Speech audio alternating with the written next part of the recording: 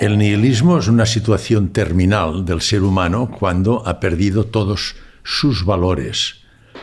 Es decir, que no encuentra algo que sostenga o justifique la existencia humana, que es tridimensional desde el punto de vista energético.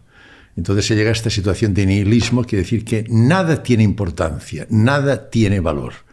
Y lógicamente de esta manera la vida no tiene sentido, no tiene ninguna justificación.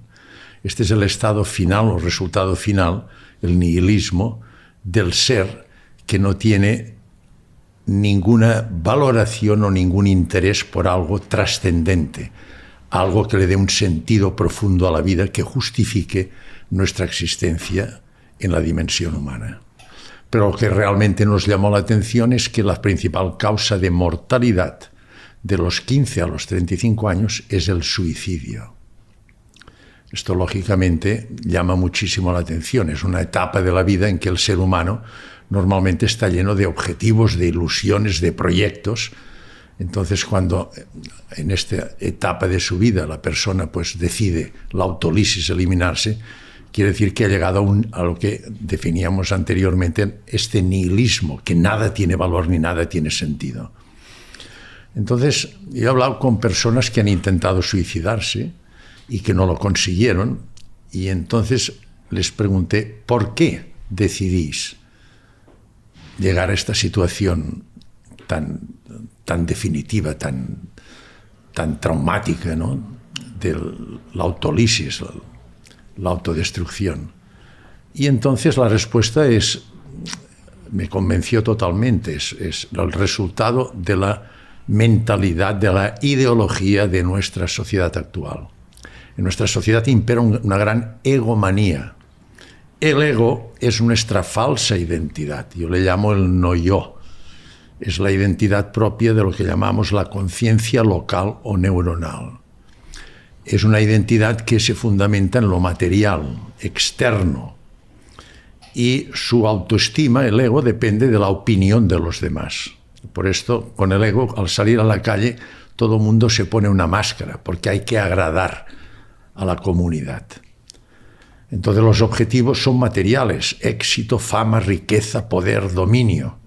Y para conseguir esto, condiciona una dinámica vital sumamente agresiva.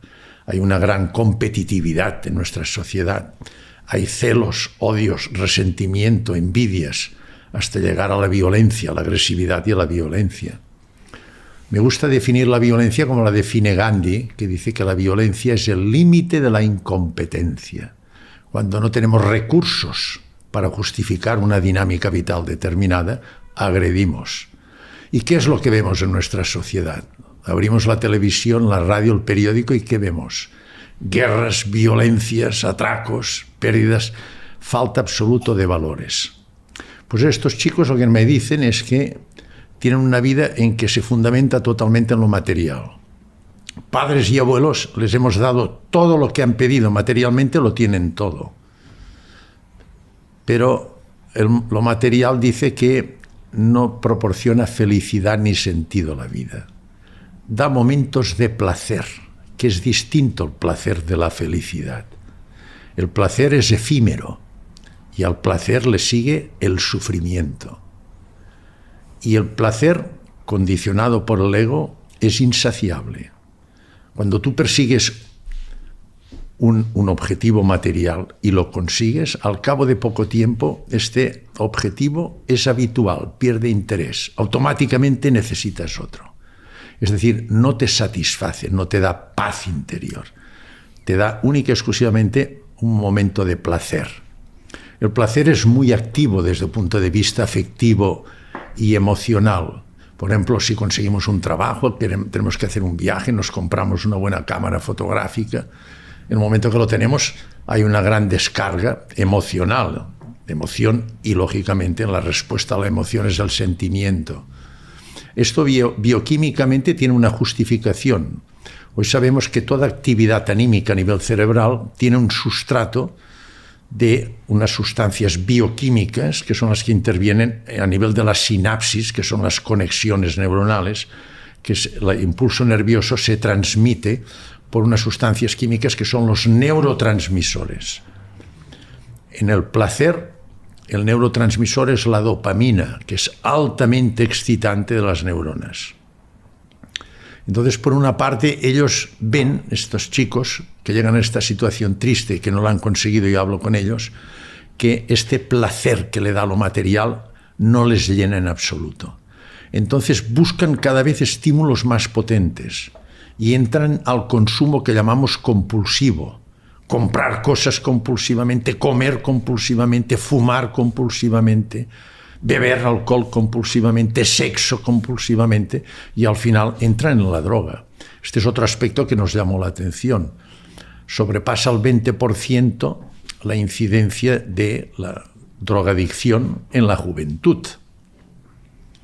Pero esto tampoco les proporciona en absoluto placer. Les distrae de su angustia por falta de interés vital, pero cuando pasa el efecto vuelven nuevamente a una situación de desesperación, de falta de trascendencia, de este excesivo nihilismo que impera en ellos. Que hasta que al final, en personas predispuestas, con tendencia a la depresión, a la falta absoluta o muy profunda de autoestima, llegan a la conclusión de que no vale la pena vivir y se suicidan. Entonces, como decía Marco Aurelio, el emperador filósofo, los defectos de nuestros hijos son deficiencias de los padres y la sociedad.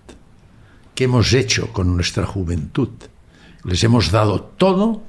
Es cierto que vivimos una posguerra con una gran miseria y quizá nosotros compensamos las deficiencias que tuvimos dando a nuestros hijos y nietos todo lo que sea sido posible. Pero esto no es la manera de educar. Educar es ayudar a desarrollar la autoestima del niño. Y esto se consigue convenciendo, no venciendo. Es más fácil vencer. Hay que hablar mucho con los hijos, convencerles, explicarles todo. Y el arma es el amor, el contacto, el abrazo, el amor. Y de esto hay muy poco. Nuestra sociedad, otra finalidad estúpida que ha conseguido nuestra sociedad es destruir la célula fundamental de la sociedad, que es la familia. Pensar que el carácter, que es la manera de ser, pensar y actuar del ser humano, se desarrolla y se estructura por una serie de hábitos. Un hábito es una respuesta automática ante un estímulo que después de un periodo de aprendizaje, la respuesta ha quedado almacenada en nuestro subconsciente, descrito por Freud, Sigmund Freud. Esto supone un gran ahorro de energía. Entonces, cuando se estructuran los hábitos que condicionan el carácter, empieza en el claustro materno esto, adquirir hábitos y al niño. Y es en los primeros años de la vida, hasta los 7, 8, 9, 10 años.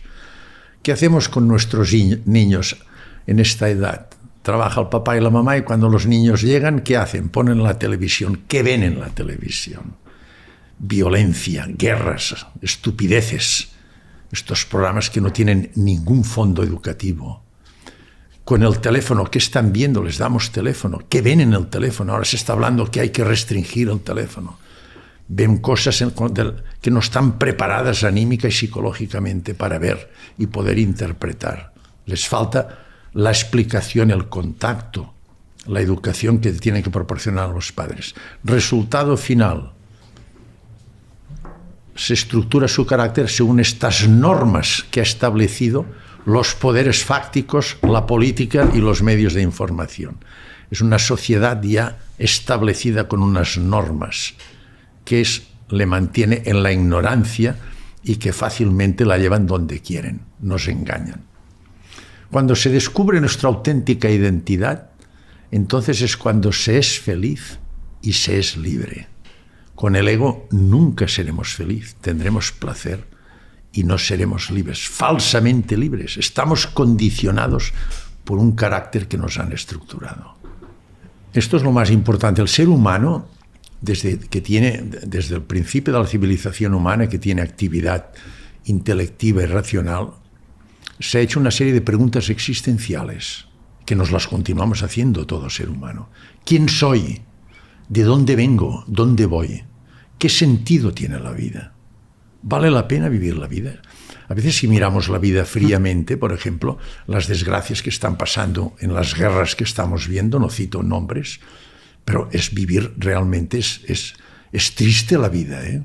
Hay mucha gente que tiene una vida realmente muy triste, muy triste, ¿eh? Nosotros somos gente afortunada, ¿eh? Yo lo primero que hago cada mañana cuando me despierto es dar gracias, ¿eh? Porque somos tremendamente afortunados, ¿eh? No olviden la gratitud, como decía Cicerón del siglo I antes de Cristo, no solo es la virtud más importante, sino que es la madre de todas las demás virtudes.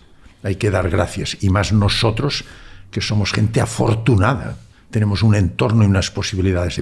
Pero hay gente que vive de una manera, pero muy triste, muy traumática, de grandes deficiencias, de violencia, de agresividad, ¿eh? Entonces uno se pregunta, ¿realmente tiene sentido la vida? Miren, si fundamentan la vida en el ego, no tiene ningún sentido. No la tiene. Lucharán desesperadamente con dinámicas que condicionarán dinámicas negativas para conseguir momentos de placer que den algo de sentido a la vida. Pero el placer es tremendamente efímero. Pasa enseguida y al placer le sigue sufrimiento. Hay que buscar algo trascendente, algo que dé un sentido profundo a la vida. Y este sentido profundo en la vida está en la trascendencia, en algo que dé continuidad a la vida. Miren, todo miedo que tiene el ser humano, por banal que sea, en el fondo es miedo a la muerte. Y este miedo lo condiciona siempre el ego.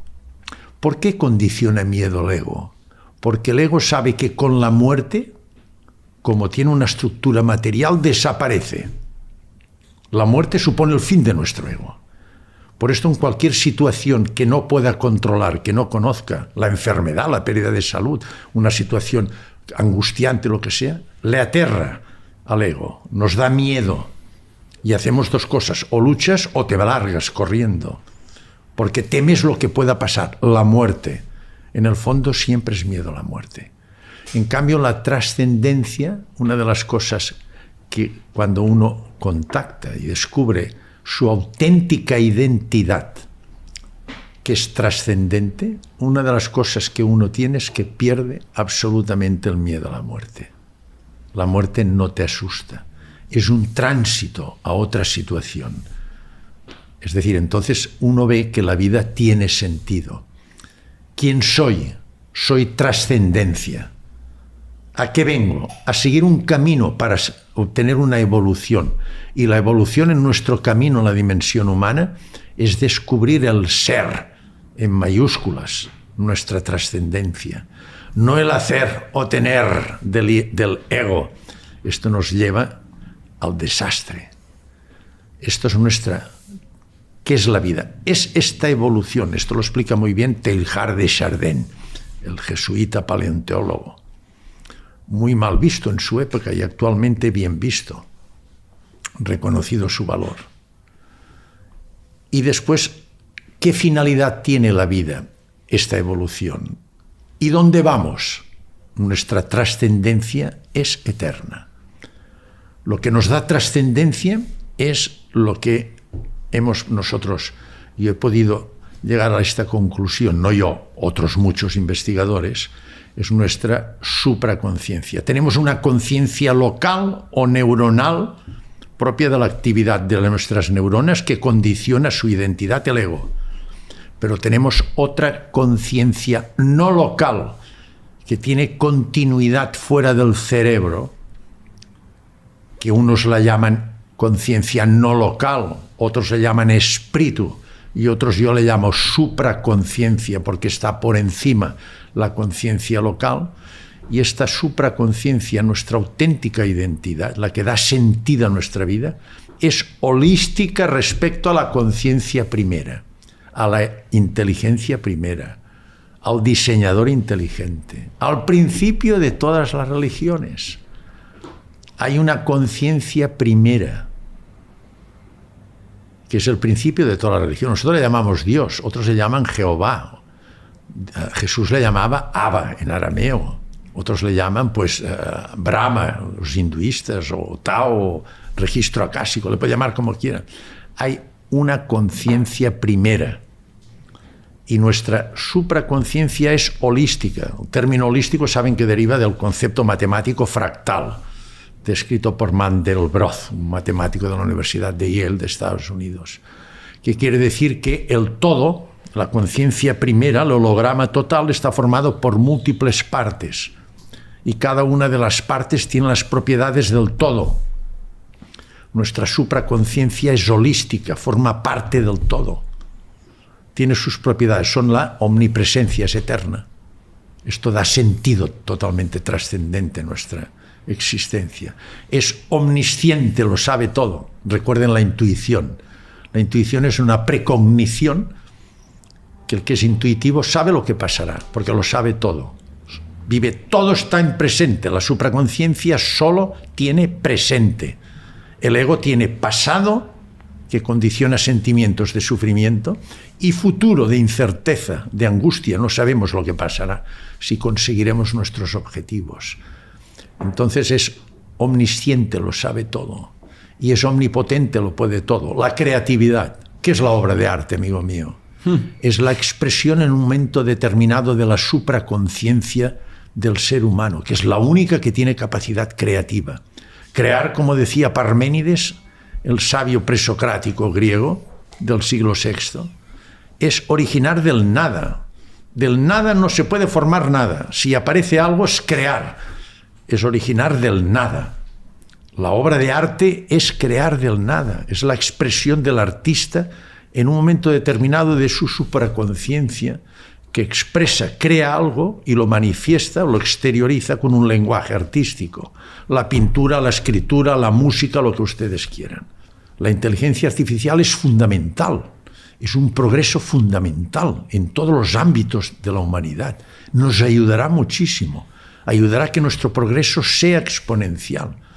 Piensen que hace 100 años la vida media era de 40 años. En 100 años hemos conseguido que llegue a los 85 años y cada 5 años aumenta 1 año y medio. Con la inteligencia artificial este progreso será exponencial, será mucho más rápido.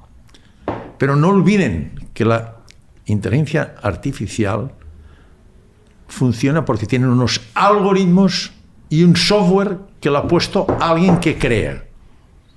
Y crear solo lo puede hacer la supraconciencia. Lo que, cuidado, puede llegar a límites la supraconciencia, que si le ponen algoritmos que vaya contra el hombre, puede ir contra el hombre. O sea, tiene que haber una regulación muy importante con la supraconciencia. Puede llegar a hacer auténticas barbaridades. Es lo mismo que el descubrimiento de la física cuántica, la mecánica cuántica, la física teórica. Nos ha proporcionado muchos beneficios. Más del 50% del PIB mundial se fundamenta en la mecánica cuántica. Pero cuidado, también ha hecho la bomba atómica y mata a la gente que quiere, ¿eh? O sea que la inteligencia artificial nos puede ayudar y será una maravilla para el progreso de la humanidad. Pero cuidado lo que ponemos dentro y cómo funciona esta inteligencia artificial. Y esto depende del ser humano, ¿eh? Si decimos que el ser humano, desde el punto de vista estructural, por el método científico cartesiano newtoniano, es cuerpo, que es materia, y mente con actividades anímicas, con la conciencia que hemos dicho, cuya identidad es el ego, hoy sabemos que con la física teórica, la mecánica cuántica, la estructura del ser humano no es materia, como dice el método científico, se fundamenta en una ontología materialista, que dice que el elemento estructural básico del universo es la materia.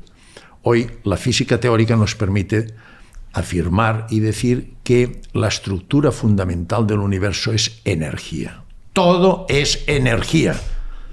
Y la energía tiene dos propiedades: ni se crea ni se destruye, y está en continuo estado vibratorio. Nosotros somos energía.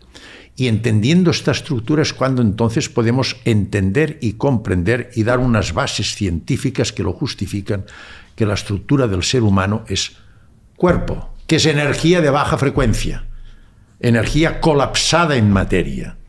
Es mente, que es energía de alta frecuencia, son ondas electromagnéticas que podemos registrar en el electroencefalograma. Hay 5 tipos de ondas distintas en el ser humano, en el electroencefalograma, dependiendo de la actividad anímica que desarrolle. Y después tenemos nuestra supraconciencia, que es una energía sutil que tiene continuidad fuera del cerebro y que es holística, por lo tanto tiene las propiedades de la conciencia primera. ¿Cómo podemos descubrir esta conciencia primera? Se puede descubrir de varias maneras. Contactar con ella. Esta es la finalidad de nuestra vida. La finalidad de nuestra vida en la dimensión humana es descubrir el ser, descubrir nuestra supraconciencia, nuestra auténtica identidad. ¿Cómo se puede descubrir el ser, la supraconciencia? De varias maneras. De manera inconsciente. Son los casos que yo he estudiado. Son los pacientes que, a consecuencia de diversas causas, las que veo yo como cirujano, traumatismos intensos, hemorragias masivas, situaciones que llamamos de anemia aguda, de shock hemorrágico, hipovolémico,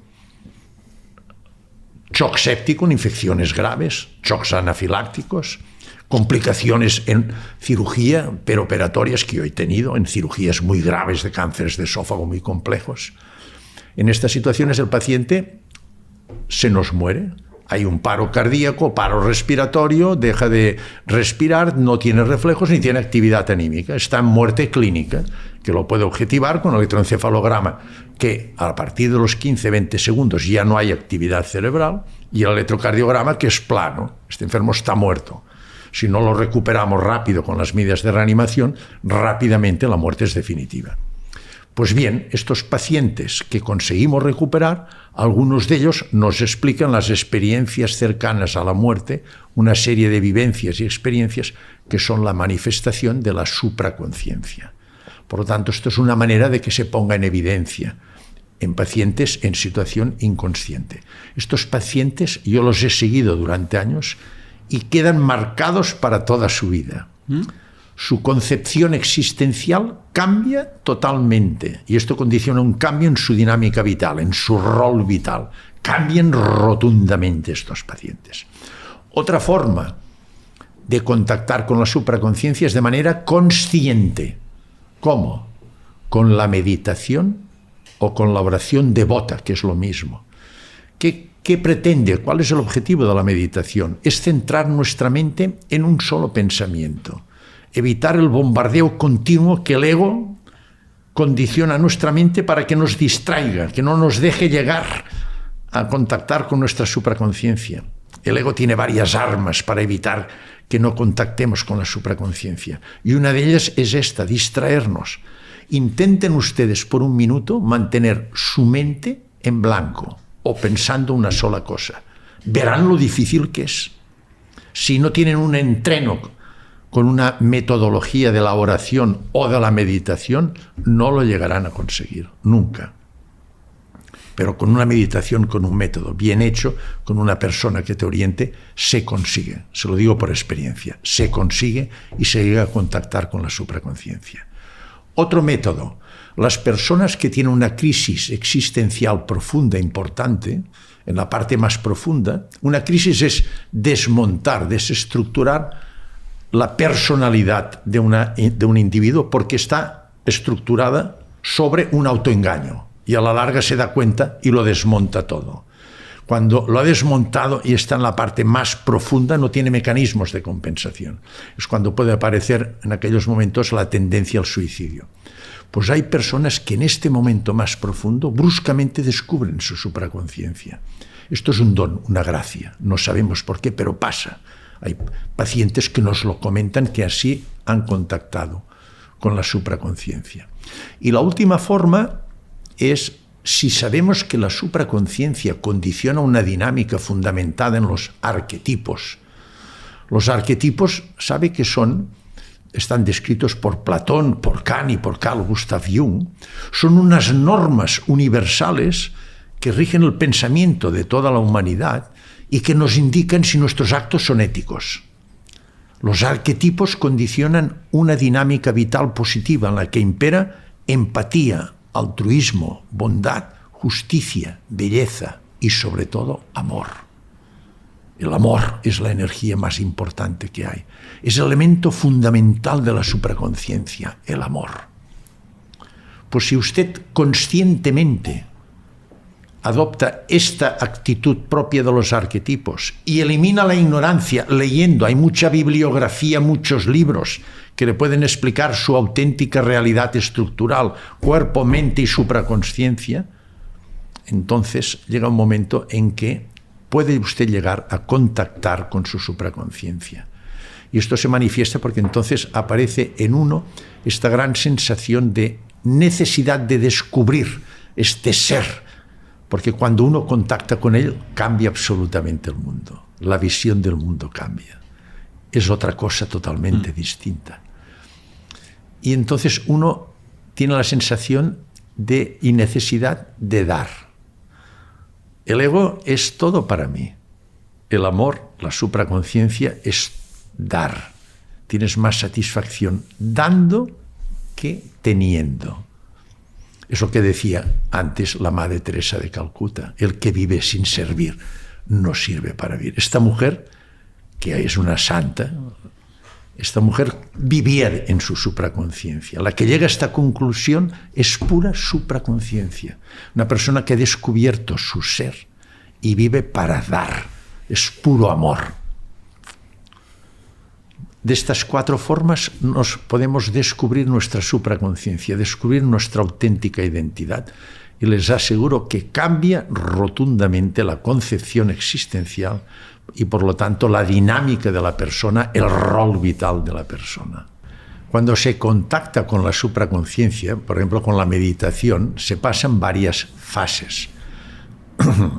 Primero uno tiene que conseguir, con una técnica, hay que aprenderlo orientado por una persona experta, primero se tiene que conseguir una relajación física, bien sentado, relajado físicamente. En segundo lugar, relajación mental. En tercer lugar, controlar la respiración, que es fundamental. La respiración es fundamental.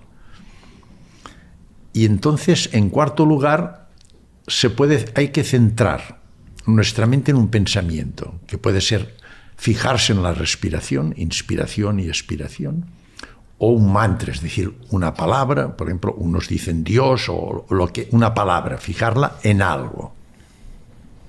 Entonces, cuando uno tiene experiencia, al cabo de conseguir todo esto, empieza a notar una sensación de paz, de armonía, de gozo. Se pierde la noción y la conciencia del cuerpo. Uno no se entera que tiene brazo, mano, cuerpo, cabeza y piernas. Y cuando se contacta con la supraconciencia, se tiene una sensación de abertura, de amplitud, de que uno forma parte del universo, que uno es universo, que uno es naturaleza, que uno está unido a todo, que estás hermanado con todo. Y lo que te une a todo es el amor. Y pierde uno la sensación de localidad y del tiempo. Lo que estabas comentando es exactamente esto, lo que nos cuentan los pacientes en la experiencia cercana a la muerte y lo que se nota con la meditación cuando uno tiene experiencia profunda y llegas a contactar con tu supraconciencia. Pierdes tu identidad del ego y te das cuenta que formas parte de todo. Y entonces es muy curioso porque cuando uno ve cualquier objeto de la naturaleza, un árbol, un pájaro, una rosa, si la miramos con el ego, una más, no le damos importancia. Cuando se mira con la supraconciencia se ve la esencia de todo. Se ve la perfección que hay en una rosa, en un pájaro, en un árbol. Ves la divinidad, la acción de la conciencia primera en toda la creación. Y entonces uno tiene el concepto de que la vida es un milagro. La vida es maravillosa. Uno sabe sacar el provecho, la divinidad que hay en todo, el sentido, la trascendencia que hay en toda. y se da cuenta que es un milagro. Es un regalo la vida. Es una auténtica maravilla. Es totalmente la antítesis, lo contrario que te dice la persona que está totalmente dominada por el ego, esta falsa identidad materialista que llega a situaciones de autolisis, de suicidio. En cambio, cuando uno ha contactado con su supraconciencia es totalmente distinto. Cada día que te despiertas, das las gracias y dices, esto es una maravilla, un día más que puedo vivir. Es un regalo. Esto es lo que nota. O sea, lo que comentabas, que cuando tú estás en tu trabajo, es que esto lo notamos en todo. En el trabajo, en la relación, en el estar en casa sentado. A mí me gusta mucho la montaña y el bosque, estar sentado en el bosque, oír los ruidos del bosque, ver la perfección, la maravilla, la divinidad que hay en todo, la esencia. Te da un sentido trascendente de todo. En cualquier acto humano, en el trabajo, en cualquier cosa. Si somos capaces de hacerlo, presididos por nuestra auténtica identidad, veremos que es un regalo. Entonces uno pierde el sentido del tiempo, del interés personal que te pueda proporcionar aquello. Es la satisfacción de hacer las cosas bien hechas. Buscar la belleza. Como decía Jung, en la sencillez y la belleza está la verdad. Y esta verdad es la supraconciencia.